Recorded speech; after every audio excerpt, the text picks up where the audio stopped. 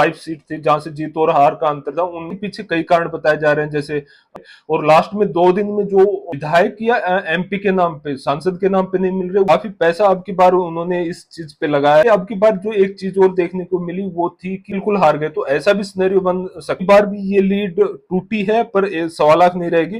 तो उन्होंने बताया उसका 80% उन्होंने सही बताया।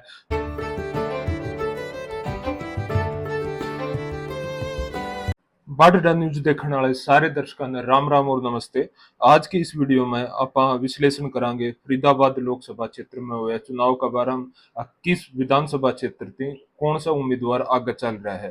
तो अगर जो डाटा मैं इसमें बताऊं हूं, अगर वो आपने लगा है गलत है तो कृपया कमेंट बॉक्स में सही डाटा बताएं। अगर मैं कहता हूं कि हथीन से कांग्रेस चल रही है, कि 25,000 से आगे चल रही है, ऐसी उम्मीदें हैं, तो अगर आपको लगता है कि नहीं 25 से नहीं है भाई, वहां तो बीजेपी चल रही है 10,000 से आगे, तो वो कृपया कमेंट बॉक्स में बताएं।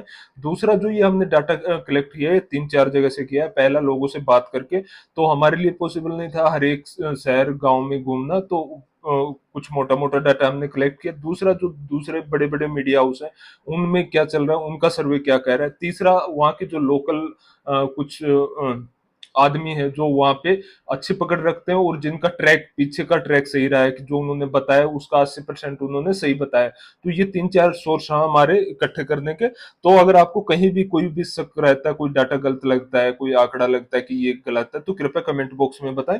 तो अगर हम शुरू करें तो सबसे पहले हम अथीन से करते हैं।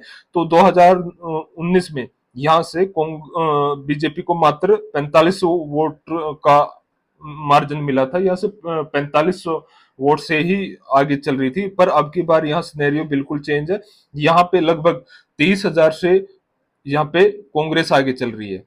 ठीक है, मतलब महेंद्र प्रताप यहाँ से 30,000 से आगे चल रहे हैं। ये अभी तक का डाटा है। अगर आपको लगता है तो कृपया कमेंट बॉक्स में बताएं कि ये डाटा गलत है।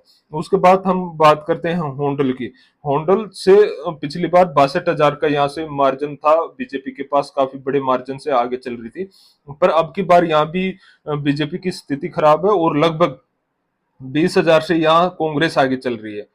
तो ये फिलहाल का डाटा है। इसके पीछे कई कारण बताए जा रहे हैं। जैसे यहाँ पे जो कृष्णपाल गुर्जर है बीजेपी की तरफ से, उनका स्वभाव सही नहीं माना जा रहा है। लोग कह रहे थे कि उनका स्वभाव नहीं अच्छा है, ये है। और उसके बाद यहाँ पे एमएलए हैं कई विधानसभा क्षेत्रों में, उनका भी रुख लोगों के प्रति सही नहीं रहा है। तो ये कुछ कारण थे जिसकी वजह से बीजेपी को इतने कम वोट मिल रहे हैं। और एक बात ये भी है कि जो वोट मिल रहे हैं वो विधायक या एमपी के नाम पे, सांसद के नाम पे नहीं मिल रहे, वो मिल रहे हैं मोदी के नाम पे, देश के नाम पे। तो ये एक बड़ा फैक्टर यहाँ पे निकल के आया है। उसके बाद अगर हम बात करें पलवल की, पलवल से यहाँ पे टाटे की टक्कर है। दोनों पार्टियां बराबर ही चल रही हैं। और अगर को हम मान लेते हैं कि यहाँ पे कांग्रेस और बीजेपी दोनों के बीच में टक्कर है, और हो सकता है प्लस माइनस 5 बीजेपी ज्यादा ले जाए या कांग्रेस ज्यादा ले जाए, ऐसा फिलहाल सिनेरियो बन रहा है। अगर आप पलवल से हो तो कृपया कमेंट बॉक्स में बताएं कि एक्चुअल स्थिति क्या है और वहां पे क्या सिनेरियो बन रहे हैं। तो यहाँ पे अगर हम देखें तो 3 स्थिति बनेंगी, या तो कांग्रेस आगे चलेगी या बीजेपी आगे चलेगी, या फिर ऐसा रहेगा कांग्रेस और बीजेपी दोनों में कांटे की टक्कर होगी और वो एक तरह से टाई हो रही होंगी। तो अगर हम देखें हथीन और ओंडल से कांग्रेस आगे चल रही है, पलवल में यहाँ पे एक तरीके से ये टाई हो गया, यहाँ पे दोनों पार्टियां बराबरी चल रही हैं। उसके बाद बात करें पृथला की, तो पृथला से या फिर कांग्रेस अगेन एक बार फिर यहाँ से लीड कर रही है। 10,000 के आसपास के मार्जिन से यहाँ से कांग्रेस लीड कर रही है, ऐसी खबरें निकल के आ रही हैं। और वैसे बीजेपी ने यहाँ पे पूरा दमखम लगाया है कि हम यहाँ से एक बार जीत के निकले। और जो अभी कुछ खबरें निकल के आ रही है, अगर हम बड़े मीडिया चैनलों की बात माने, तो ये जो बीजेपी की 3 सीट कंफर्म कर रहे हैं उनमें करनाल, फरीदाबाद और गुड़गांव है। और वैसे फरीदाबाद पिछली बार जो टॉप 5 सीट थी जहां से जीत और हार का अंतर था, उनमें दूसरे या तीसरे नंबर पे थी, जो कि 6,44,000 का अंतर था। एक बहुत बड़ा अंतर था, इंडिया की जो सबसे टॉप सीट है उनमें से थी।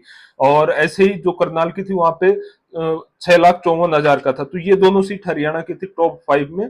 और उसके बाद हम बात करें फरीदाबाद एनआईटी, तो फरीदाबाद एनआईटी से बीजेपी लीड कर रही है और ये उम्मीद है कि यहाँ से वो 25,000 के आसपास लीड कर रही है, ऐसी खबरें निकल के आ रही हैं। और अगर आप इस क्षेत्र से हो तो हमें बताएं कि ऐसा सही है या गलत है। पिछली बार यहाँ पे उनको 78,000 की लीड मिली थी बीजेपी को, और कांग्रेस ने ये लीड कम की है काफी हद तक। आप मान सकते हो कि 50,000 के आसपास उन्होंने लीड कम कर दी है। यहाँ पे अब की बार जो एक चीज और देखने को मिली वो थी कि मोदी वर्सेस जनता ऐसा चल रहा था। ऐसे नहीं था कि महेंद्र प्रताप को देनी या कांग्रेस को, वो एक सिनेरियो बना हुआ था कि मोदी को वोट देनी है या नहीं देनी। वो ये नहीं देख रहे थे कि साथ में कौन खड़ा है। ऐसी खबरें निकल के आ रही हैं कि हाँ मोदी को देनी है, और कई फैक्टर थे इनमें। अगर उसके बाद बात करें हम बड़खल, कांग्रेस यहाँ से 30,000 के आसपास लीड कर रही है। यहाँ से 30,000 के आसपास कांग्रेस लीड कर रही है, ऐसी खबरें निकल के आ रही हैं यहाँ से बड़खल।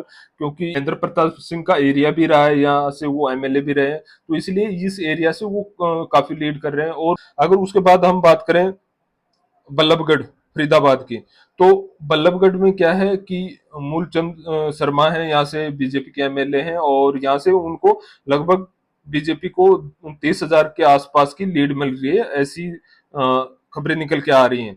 यहाँ से बीजेपी लीड कर रही है। उसके बाद हम बात करें फरीदाबाद प्रॉपर की, तो फरीदाबाद में भी कहीं ना कहीं बीजेपी एक अच्छे नंबर से लीड कर रही है। वो नंबर निकल के आ रहा है 40,000 के आसपास।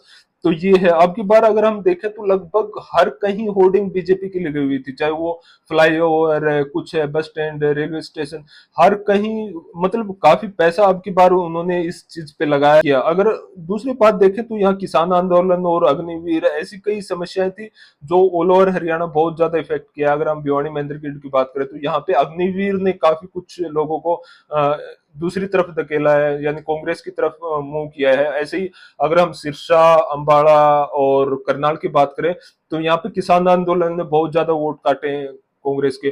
तो ऐसा कोई मुद्दा यहाँ पे कम ही था, क्योंकि अग्निवीर गुज्जर और जाट बहुलक एरिया है एक तरह से यहाँ। तो यहाँ पे अग्निवीर का कुछ प्रभाव था, किसान आंदोलन का लगभग ना के बराबर था। जितना प्रभाव सिरसा या हम अंबाला में देखते हैं उतना प्रभाव नहीं था।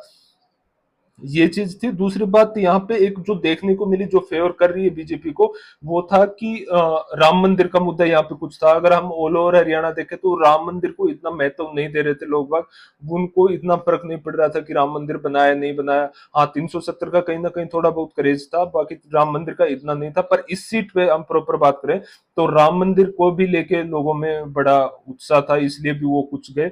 और लास्ट में 2 दिन में जो मोदी के नाम पे वोट गए हैं, तो वो बड़ा मैटर कर रहे हैं। उसके बाद हम बात करें तिगांव की, तो तिगांव से पिछली बार सबसे ज्यादा लीड यहीं से थी, एक 1.25 लाख के आसपास। तो अब की बार भी ये लीड टूटी है, पर 1.25 लाख नहीं रहेगी। तो वो रहने की उम्मीद है 40,000 के आसपास, 40 से 50,000 के आसपास, क्योंकि ये इन्हीं का एरिया तिगांव। यहाँ से एमएलए भी रहे कृष्णपाल गुर्जर जी। तो बीजेपी को ये जो 3-4 सीटें यहाँ से मिल रही है, और कांग्रेस को भी लीड मिल रही है। अब मैटर करता है कि कौन सी सीट, जैसे बीजेपी को तिगांव से एक बढ़िया लीड मिल रही है, फरीदाबाद से भी बढ़िया लीड मिल रही है। ऐसे ही अगर बड़खल से, जो कि महेंद्र प्रताप सिंह का एरिया, वो एक 50,000 के आसपास लीड दे जाए, जो पिछली बार 75,000 की बीजेपी को दी थी। तो इस तरह की हो सकता है कि कोई एक ही, हम रोहतक की बात करें तो जैसे कोसली ने सारा लीड दिया अरविंद कुमार शर्मा को, तो जहां से 5 लीड से आगे चल रहे थे दीपेंद्र सिंह हुड्डा, वो कोसली में आके बिल्कुल हार गए। तो ऐसा भी सिनेरियो बन सकता है। अगर हम ग्राउंड की बात करें तो मैक्सिमम लोगों से बात की तो वो कह रहे हैं कि कांग्रेस जीतेगी। अगर हम बात करें बड़े मीडिया हाउस की, या अभी जो सर्वे निकल के आ रहे हैं, वो कहीं ना कहीं कह रहे हैं कि ये सीट जो कंफर्म सीटों में से एक है। और ग्राउंड लेवल की बात करें तो सीट बिल्कुल फंसी हुई नजर आ रही है। कुछ लोग कह रहे हैं कि कांग्रेस जीतेगी। अगर आप सर्वे करते हो गांव में, जो ग्रामीण सा एरिया, वहां पे डेफिनेटली कांग्रेस है, क्लीन स्वीप पे कांग्रेस ही आ रही है वहां पे।